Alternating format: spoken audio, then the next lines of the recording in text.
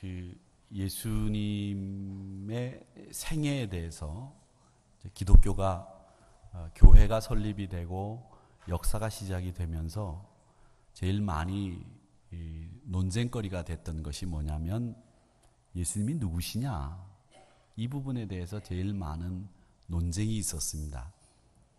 그래서 예수님이 하나님이냐 예수님이 인간이냐 이런 걸 가지고 계속 치고받고 논쟁과 언쟁이 있었다가 이제 예수님의 그 정체성에 대해서 나름대로 교리적으로 정리를 하는 회의들이 열리게 됐죠. 근데 예수님이 살아계실 때, 이 땅에서 역사를 하실 때, 일을 하실 때에도 예수님이 나는 누구다라고 하는 이야기를 언제 하시느냐 하면 가이사라 빌립보 저 위에 그 변화산에서 예수님이 변화되시고 난 뒤에 내려오시다가 제자들과 함께 대화를 나누시는 중에 베드로에게 물어봅니다. 야, 너희는 나를 누구라고 하느냐? 이렇게 물어보시니까 베드로 사도가 주는 그리스도십니다. 주는 하나님의 아들입니다. 이 대답을 하게 되죠. 그러니까 예수님이 바요나 시모나, 네가 이 말을 한 것은 네가 한 게 아니라 하나님이 너를 시키신 것이다, 이렇게 얘기를 하시면서 칭찬을 하세요. 그리고 난 뒤에 비로소 예수님이 내가 순환을 받고 죽임을 당하고 십자가의 길을 걸어가야 된다라는 이야기를 하셨어요. 그리고 이제 그 순환 예고라고 하는 이른바 그 예고를 3번에 걸쳐서 하시게 됩니다. 그러니까 예수님이 어떤 분이다라고 하는 것을 제자들의 신앙 고백 이후에 말씀하시게 되었다라고 하는 것이죠. 이런 이유에서 우리가 예수님이 누구냐라고 했을 때에 사람이다, 하나님이다, 뭐 이런 얘기들을 할 수 있지만 오늘 본문 말씀도 보면 예수님 자신이 어떤 분이고 어떤 일을 해야 되는지에 대해서 말씀하시고 있는 본문이라고 생각합니다. 어떻게 말씀하시고 있느냐면 하늘 아버지와 연관을 지어서 말씀하시고 있고, 또 땅으로는 어린이와 함께 연관을 지어서 예수님이 나는 누구다라고 하는 것을, 나는 어떤 사람이다라는 것을 말씀하고 있습니다. 이 48절 우리가 읽었는데 내 이름으로 어린아이를 영접하면 나를 영접하는 거다. 또 나를 영접하면 나를 보내신 이를 영접함이다. 이렇게 이야기를 하시면서 너희 모든 사람 중에 가장 작은 그가 큰 자니라 이야기를 하시면서 어린아이를 영접하는 게 나를 영접하는 것이고 나를 영접하는 것이 나를 보내신 이를 영접하는 것이다 라고 말씀을 합니다. 그래서 이걸 도표로 그려보면 이렇게 됩니다. 어린이 영접, 즉 작은 어린이를 영접하면 나를, 즉 주님을 영접하는 거다. 주님을 영접하는 것은 하나님을 영접하는 거다. 이렇게 말씀을 48절에서 하신 겁니다. 자, 그런데 우리가 논리를 배울 때 제일 먼저 배우는 3단 논법이라고 하는 게 있습니다. 그 논법에 의하면 어린이 영접, 주님 영접, 주님 영접, 하나님 영접, 곧 어린이 영접, 하나님 영접이라고 하는 이 논리가 성립이 됩니다. 이만큼 예수님은 어린이를 영접하는 일을 소중하게 생각하셨다는 것이고 어린이라고 하는 존재에 대해서 큰 비중을 두고 말씀하셨다라고 하는 것을 우리는 이 말씀 한 절을 통해서 금방 알 수 있습니다. 자, 그러면 이 어린이를 영접하는 것과 하나님을 영접하는 것이 같다라고 하는 이 정도의 비중을 두고 말씀하신 이 어린이는 도대체 무슨 장점이 있길래 예수님이 이렇게 말씀하셨을까? 우리는 그런 생각을 해보게 됩니다. 오늘 말씀과 병행 구절, 즉 같은 내용의 말씀이 마태복음 18장에 기록이 되어 있는데 이 마태복음 18장을 보면 제자들이 장차 하나님 나라가 오게 되면 그 하나님 나라에서 누가 우의정이 되고 누가 좌의정이 되고 누가 국무총리가 되고 누가 외교부 장관이 될 거냐, 뭐 이런 걸 가지고 언쟁을 벌였습니다. 그러자 주님이 4절의 말씀에 보니까 그 언쟁을 벌이는 제자들을 보고 어린아이 하나를 데려다가 말씀하시기를 이 어린아이와 같이 자기를 낮추는 사람이 천국에서 큰 자지, 지위를 가지고 언쟁을 벌이는 너희들이 큰 자가 될 수 없다, 이렇게 말씀을 하시면서 이어서 5절에서 누구든지 내 이름으로 어린아이, 이런 어린아이 하나를 영접하면 나를 영접합니다 라고 말씀을 하셨고 3절로 올라가 보면 어린아이들과 되지 않으면 결탄코 천국에 들어갈 수가 없다. 이렇게 말씀을 하셨습니다. 이렇게 어린아이를 소중하게 생각하시는 예수님. 그런데 우리 실생활 속에서 우리들이 자녀를 키워보았지만, 어린아이들을 키워보았지만, 이 어린아이들이 예수님이 이렇게 비중을 두고 말씀하실 정도로 정말 소중한 존재냐, 정말 괜찮은 인격을 가진 아이들이냐, 이런 생각을 해보면 여러 가지 생각이 드실 겁니다. 젊은 어머님들을 요즘 자녀들 키워보셨지만, 또 할아버지 할머니들이 손주들을 참 많이 키우시는 세대이지만 자녀를 키우는 일이 쉽지 않습니다. 또 요즘 아이들은 고집도 세고, 또 다른 저희들이 어릴 때보다도 훨씬 더 영민합니다. 사태 파악을 잘합니다. 그리고 자기 주장도 강합니다. 예전에 유아 세례를 베풀면 아이들이 나와서 아멘 한다든지 네라든지 대답할 경황이 없었어요. 근데 오늘 우리 시우 어린이와 혜림이 어린이도 나왔는데 자기 스스로 네, 아멘, 얼마나 영민해요. 그런데 이렇게 영민하고 자기 주장도 강하고 참 똑똑한 이런 친구들인데, 이런 친구들 키우기가 굉장히 어렵다는 거죠. 그런데 이 어린이들에게는 어른들에게 없는 장점이 있습니다. 그 장점이 뭐냐면 편견이 없다는 겁니다. 편견이 없다는 말은 우리 어른들은 인생을 살면서 나름대로 경험, 나름대로 인생의 철학도 세워지고 사람을 보는 눈도 생기면서 이 사람은 이렇다, 저 사람은 저렇다, 이런 말을 하면 이런 생각을 할 거다, 이런 추측을 하고 나름대로 경험을 통해서 사람들을 판단하는 능력들을 갖추게 되는데, 그런 능력이 우리를 도리어 편견을 갖게 만들죠. 그래서 진솔하게 그 사람을 받아들이거나 그 사람과 인격적인 교제를 나누지 못하고 가로막히는 장애들이 생기는 경우들이 왕왕 생깁니다. 왜 그러냐면 그게 바로 우리가 가지고 있는 편견 때문에, 사람을 예단하기 때문에 이런 일들이 벌어지는 겁니다. 그런데 어린아이들은 이런 편견이나 자기가 미리 그 사람을 경험하지 않고 판단하는 편견이 없다는 거예요. 이 편견이 없다는 말은 뭐냐면 누구나 다 수용할 수 있고 누구나 다 받아들일 수 있는 자세고, 그 말은 배울 가능성이 많다는 얘기입니다. 얼마 전에 이 라틴어 수업이라고 하는 책이 재미있다고 얘기가 있어서 제가 그 책을 읽었습니다. 한 챕터에 보면 우리는 학교를 위해서가 아니라 인생을 위해서 배운다라는 챕터가 있더라고요. 근데 거기 보니까 이 저자가 한동일 씨인데, 언어는 공부하는 게 아니라 꾸준한 습관을 통해서 익히는 거라고 말하더라고요. 그러면서 이 갓난아이가 태어나서 엄마라고 하는 말을 할 때까지 얼마 정도 엄마라는 말을 들어야 되느냐면 10,000번 정도 엄마라는 말을 들으면 엄마라고 말을 한대요.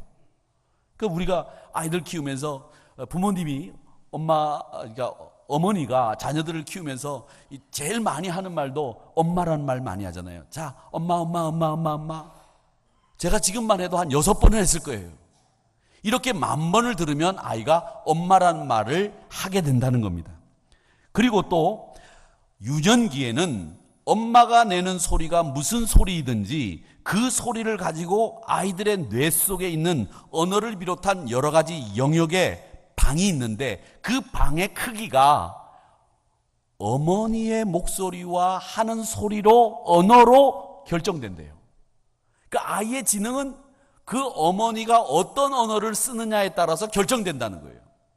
그 언어라든지 다른 영역의 방의 크기가 있는데, 그 방의 크기는 바로 어머니의 언어 능력과 그 어머니의 말에서 아이들의 지능이 결정된다는 겁니다. 그러니까 이 말은 어머니의 언어를 통해서, 목소리를 통해서 세상을 이해하고 말을 배운다고 하는 얘기입니다. 그래서 말은 더 정확히 말하면 배우는 게 아니라 흡수하는 거래요. 빨아들이는 거랍니다. 우리는 지금 많이 외우고 있지만 사실은 우리 온몸으로 빨아들이는 게 언어라는 거예요. 이렇게 아이들이 배울 가능성에 대해서 모든 걸 열어놓고 있다고 이야기를 합니다.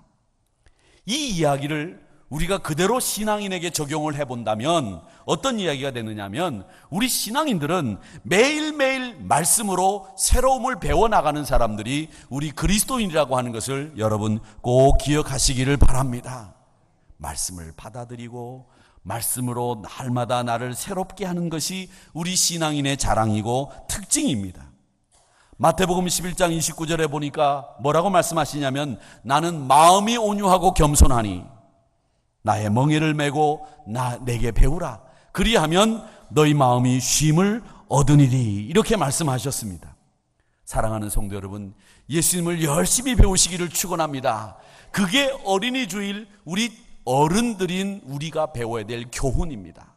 어린아이들이 배울 가능성을 향해서 온몸을 열어놓고 있듯이 우리도 주님의 말씀 앞에 온몸을 열어놓고 배우기를 쉬지 않는, 그래서 날마다 주님을 닮아가는, 날마다 주님의 뜻을 이루는 저와 여러분이 되시기를 주의 이름으로 축원합니다.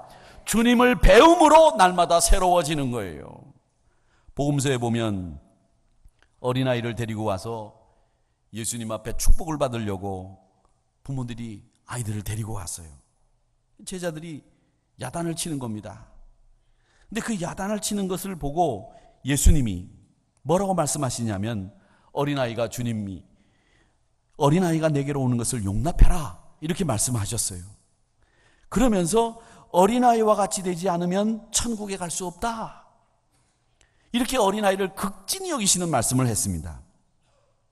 앞서 조금 전에 저는 어린아이들이 배우는 일에 능숙하고 배우는 일에 가능성을 열어놓고 있는 존재다, 이렇게 말씀을 드렸는데, 이 어린아이들은 물론 장점이 있습니다. 거짓이 없고 순진합니다. 어린아이들은 거짓말하면 그 얼굴 표정에 다 드러나요. 아이들 보세요. 얼마나 잘 배우는지 몰라요. 아이들을 제일 먼저 내보내가지고 동네 아이들하고 놀게 하고 난 뒤에 딱 들어왔는데, 처음 나가가지고 딱 배워가지고 들어온 게 뭘 배워가지고 들어오냐? 욕을 배워가지고 오더라고요. 근데 그 욕을 배워왔는데 그 욕이 나쁜 건지 좋은 건지 몰라요. 그게 나쁜 거라고 하면 그 다음부터는 안 쓰는 거예요. 분명하게 선을 그어줘야 되는 거죠. 근데 이 아이들은 거짓말도 배워와요. 근데 배워오는데 그 거짓말을 하는데 그 얼굴에 거짓말하는 게 쓰여 있다고요.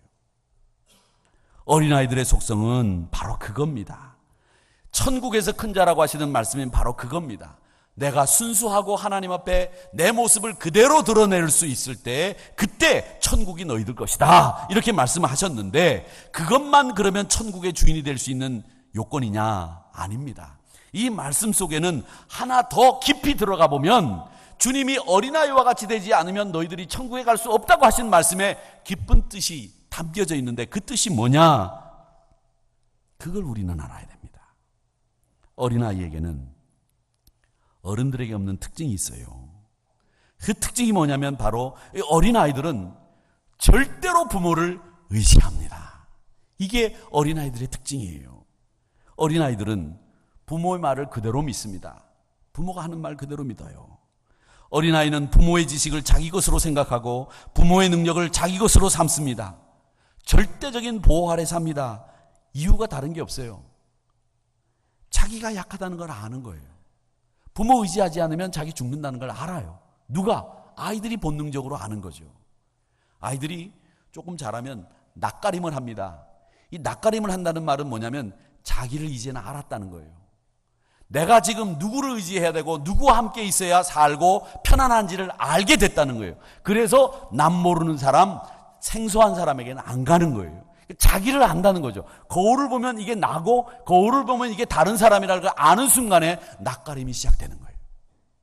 그 낯가림이 시작되면서 아이들은 내가 누구에게 있어야 내가 살 수 있는지 본능적으로 생존할 수 있는 방법을 알게 되면서 낯가림도 하게 되고 부모를 절대 의지한다는 거죠.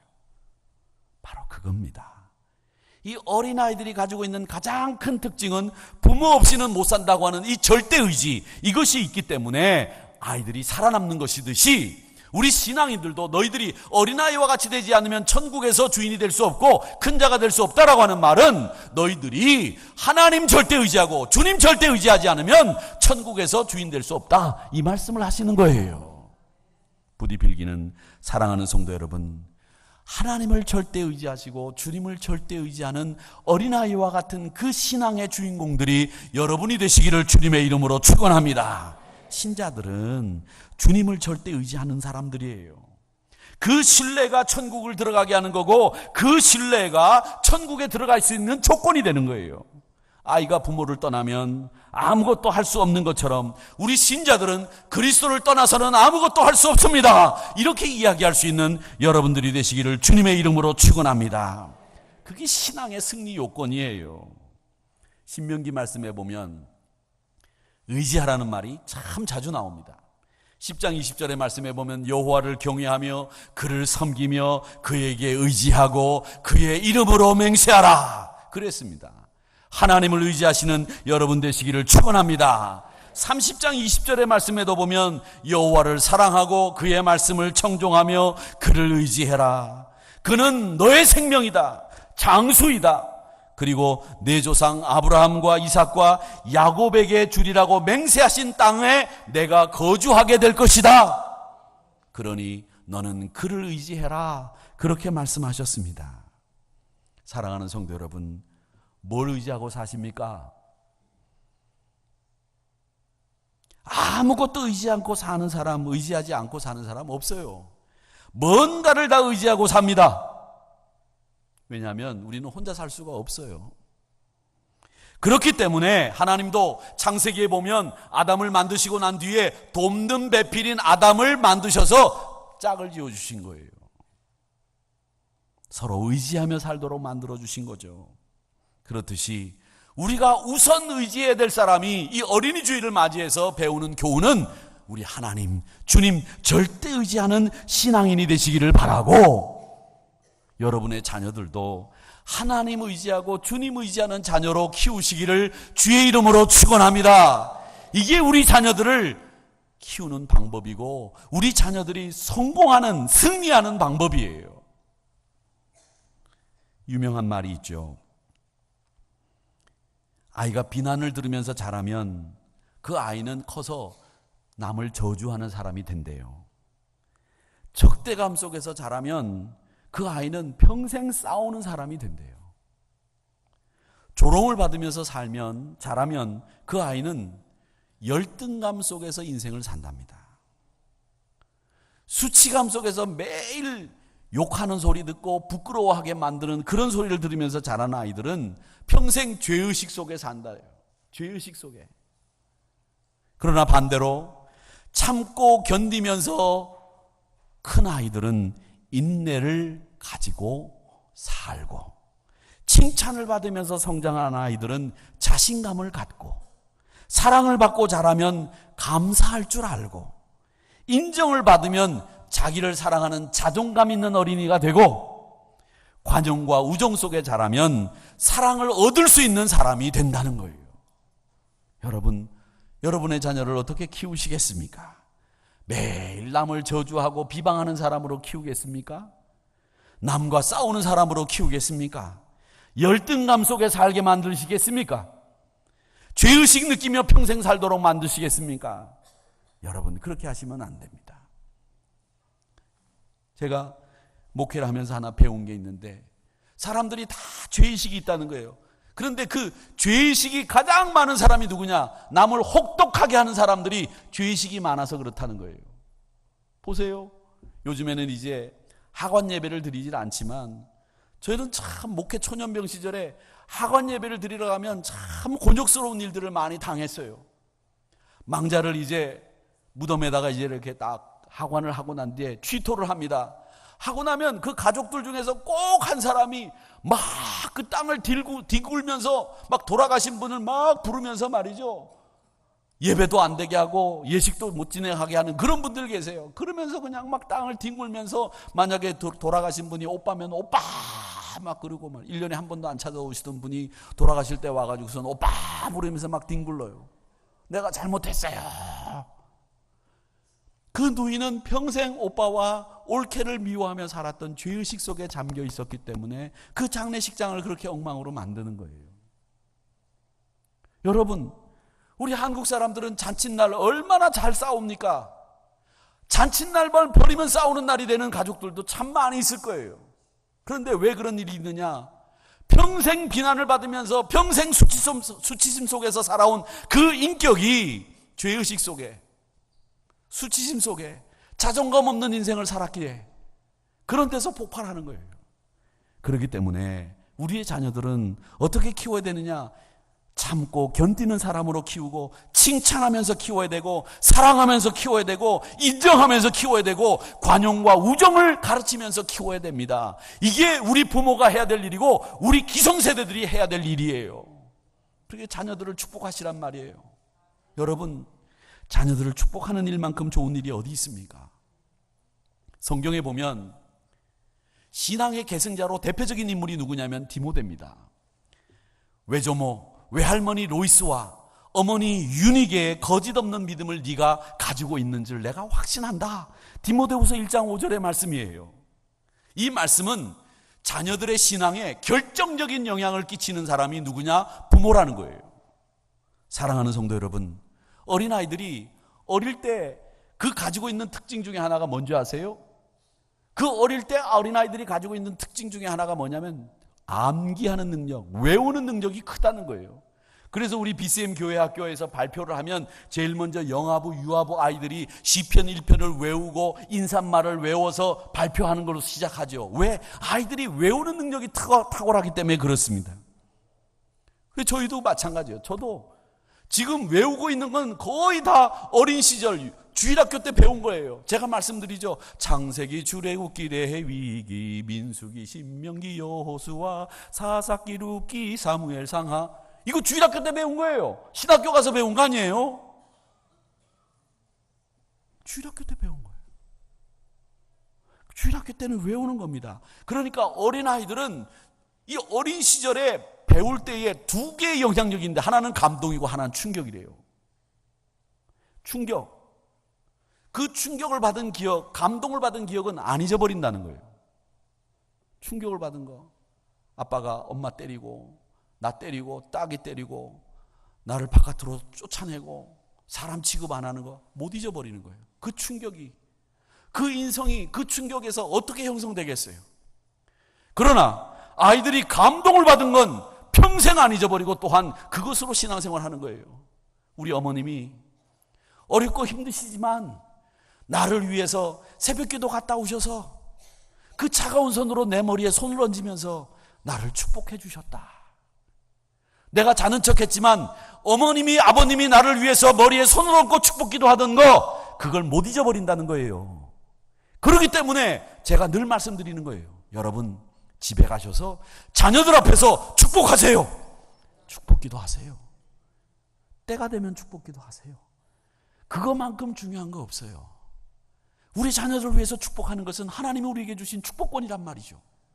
자녀들 머리 위에 손을 얹고 하나님 앞에 간절하게 기도하세요. 하나님, 이 녀석 내가 부족한 부모지만 하나님이 제대로 잘 믿음으로 키워주실 줄로 믿습니다. 용돈만 주지 마시고 축복 기도를 꼭 하셔야 됩니다. 그러기에 감동을 남겨주셔야 돼요. 제가 다른 종교는 겁나는 게 별로 없어요. 불교가 뭐 어떻게 했든 간에 별로 겁날 거 없어요. 근데 불교에서 하는 일 중에서 제가 겁나는 일이 딱 하나 있어요. 그게 뭐냐면 불교가 우리 기독교를 본받아서 유아 세례를 베풀듯이 어린아이들에게 수세를 한다는 거예요. 수세. 여러분, 이게 가장 큰 문제라고 저는 생각하는 게 뭐냐, 어린아이들에게 수세를 베푼다는 건 뭐냐면 평생 절간을 떠나지 않게 만들겠다는 의도예요. 제가 그래서 늘 말씀드린 겁니다. 아이들이 놀아도 교회에서 놀아야 된다는 거예요. 유리창을 깨고 부시고 코가 깨져도 어린아이들은 교회에서 놀아야 돼요. 예배를 방해하고 뛰어들면서 소리를 질러도 그것이 어린아이들이 있을 곳이 여기예요. 왜? 그 어린아이들이 여기서 뛰놀던 기억, 그 기억을 가지고 나중에 교회 주인이 되고 교회를 섬기는, 충성하는 일꾼이 된다는 거예요. 제가 부목사 시절에 하여튼 말씀을 피우는 아이가 있었어요. 주일날만 되면 부목사들이 그 아이를 찾아가지고 어디로 갔는지 막 교회 마당에서 뛰어놀다가 그 앞이 찻길이었는데 뛰어놀다가 차에도 한번 치였어요. 매주일 유리창을 깨요. 유리창 안 깨는 날이 없어요. 매주일 유리창을 머리로 깨고 무릎으로 깨고 다리로 깨고 몸으로 깨고 나중에는 한번 없어졌는데 어디서 찾았냐? 저기 저 시내 들어오는 초입에 고속버스 터미널 가서 찾은 적도 있어요. 부목사들이 가서 찾아갖고 왔어요. 그렇게 말씀을 펴요. 천장에서 떨어지고 중2층 천장에서 다리가 하나 쑥 나와요. 예배를 드리는데 그러다가 그 위로 뚝 떨어졌어. 그게 밑으로 떨어졌으면 어떡할 뻔했어요. 그렇게 말씀을 많이 피웠어요. 그런데 제가 지금 그 교회 소식을 듣는데 그 교회 영상, 그 교회 청년회, 그 교회 교사 다 담당하고 있는 친구가 그 친구래요. 할렐루야. 여러분, 그러니까 여기서 말씀 피운다고 야단치지 마세요. 코가 깨지고 유리창을 깨고 떨어져도 그 친구가 교회에서 놀면 교회 주인공이 되는 거예요. 저는 그걸 믿습니다. 그렇기 때문에 여러분, 아이들에게 감동으로 교회를 기억하게 만드시는 부모님들이 되시기를 축원합니다. 히틀러에 대한 보고가 똑같은 보고가 있어요. 그 보고가 뭐냐면 이 히틀러가 어린 시절에 히틀러의 어머니가 부정한 일을 했대요. 그 부정한 일을 하는 걸 이 히틀러가 보면서 자랐는데 그 대상이 누구냐면 유대인 남자였대요. 그러니까 히틀러가 마음속에 내가 커서 유대인 남자들, 저 나쁜 유대인들을 다 죽이겠다, 이렇게 마음을 먹었다는 거예요.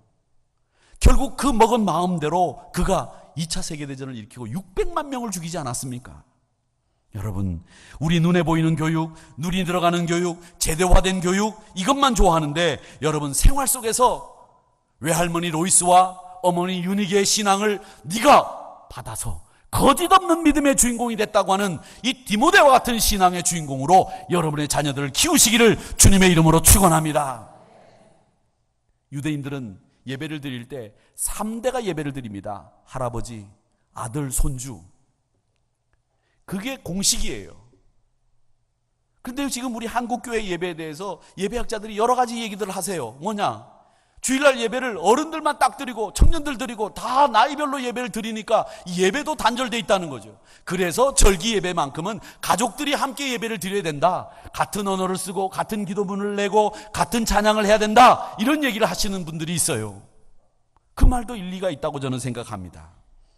너무 단절돼 있어서 청년 예배를 내려가 보면 청년들이 부르는 찬양을 제가 모르는 찬양을 너무 많이 불러요. 여러분들도 모르는 게 많을 거예요.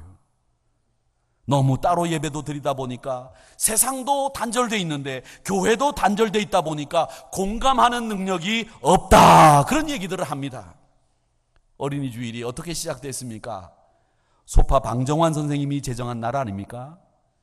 사회에서 제대로 보호받지 못하고 한 인격체로 존중받지 못하는 그 어린이들을 어린이답게 만든 사람이 방정환 선생님입니다. 1923년에 색동회를 만들고 어린이날을 만들었죠. 그분이 이걸 만들면서 1970년이 돼서야 어린이 주일이 제대로 교회를 중심으로 지켜졌고 나라도 어린이날이 만들어진 거예요. 그러니까 어린이라고 하는 존재를 인식한 건 교회에서부터 시작된 거죠.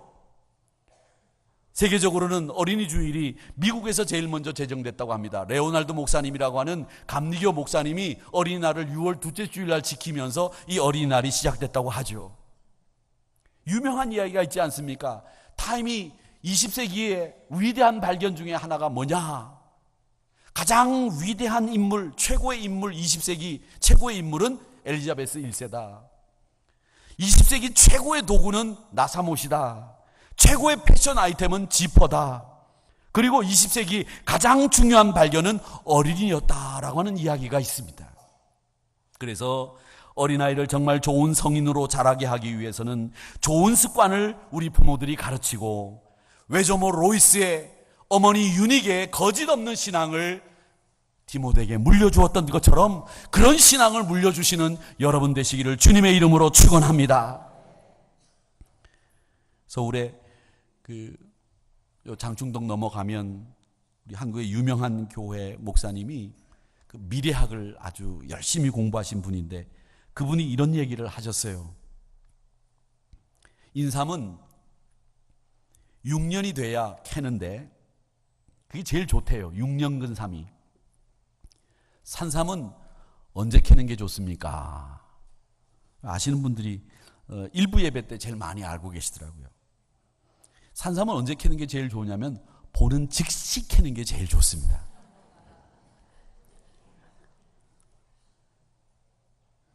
그렇듯이 여러분, 아이들에게도 좋은 것은 즉시 가르쳐서 깨우치게 하시고 나쁜 것도 즉시 뿌리를 뽑아야 됩니다. 이게 제일 좋습니다. 그게 평생 가게 하는 좋은 습관을 가르치는 방법이라고 말씀하셨습니다. 좋은 건 즉시 가르치십시오. 나쁜 것도 즉시 뿌리를 뽑아주시기 바랍니다. 우리 어린이 주일을 맞이해서 다시 한번 하나님 앞에서 우리 자신과 가정과 자녀들을 돌보시면서 우리 어린이들이 절대 부모님을 의지하듯이 우리들도 절대 하나님 의지하고 절대 주님 의지하는 신앙으로 변모되기를 바라고, 우리 자녀들도 거짓 없는 믿음, 외조모 로이스와 어머니 유니게의 신앙을 물려주었던 그분들의 신앙처럼 우리의 신앙을 잘 물려주는 우리 부모님들이 되셔서 우리 한우리 교회 자녀들이 잘 되는 복된 성도님들의 가정이 되시기를 주님의 이름으로 축원합니다. 우리 다 같이 일어나셔서 565장